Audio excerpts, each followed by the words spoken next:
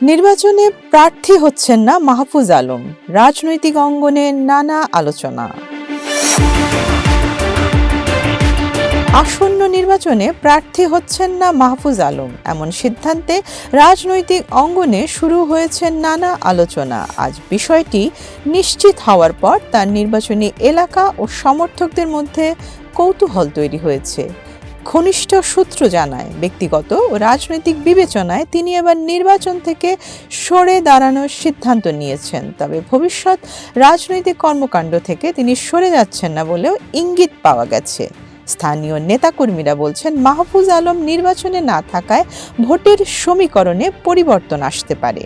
এ বিষয়ে মাহফুজ আলমের পক্ষ থেকে এখনো বিস্তারিত কোনো বক্তব্য দেয়া হয়নি। তবে রাজনৈতিক বিশ্লেষকদের মতে তার এই সিদ্ধান্ত নির্বাচনী মাঠে নতুন হিসাব নিকাশ তৈরি করবে।